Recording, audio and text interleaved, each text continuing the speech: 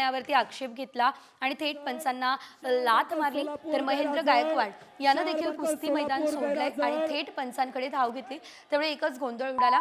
दोघांवरती या दरम्यान कारवाई सुद्धा करण्यात आलेली आहे।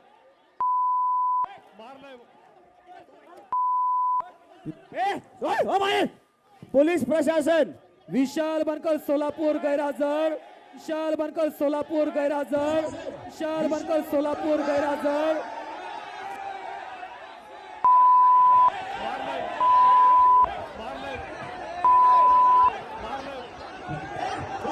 महाराष्ट्र केसरी कुस्तीमध्ये पैलवान शिवराज राक्षे यानं पंचांना लाथ मारल्याचा प्रकार घडला।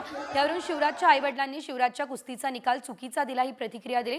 शिवराजवर कायम अन्याय होतो अशा भावना आईवडिलांनी साम टीव्ही सोबत बोलत असताना व्यक्त केल्या। पाहुयात नेमकं त्यांचं काय म्हणणं आहे। महाराष्ट्र केसरी स्पर्धेच्या सामन्यानंतर कुठेतरी वाद निर्माण झाला।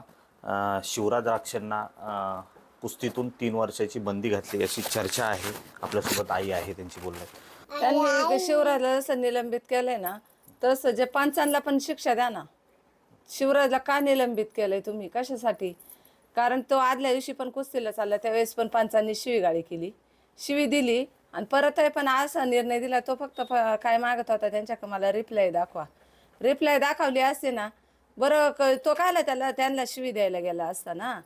ऑलरेडी 15 वर्ष आम्ही त्याच्यासाठी त्याग केलेला आहे। त्यांनी घरीही कधी येत नाही, अगदी आजीच्या अंत्यविधीसाठी 1 दिवस घरी आलेले आणि तुम्ही असा डिसिजन देताय। ते ही गोष्ट कोणती होती, तुम्ही निर्णय मान्य केला नाही म्हणजे अगदी शेवटच्या क्षणाला मान्य करताय। पंचांना विचारायला गेले, पंचांनी शिवी दिली आणि कोणत्याही खेळाडूला साहजिकच एवढ्या वर्षाचं त्याचं सॅक्रिफाईस आहे, त्याला राग येईलच ना।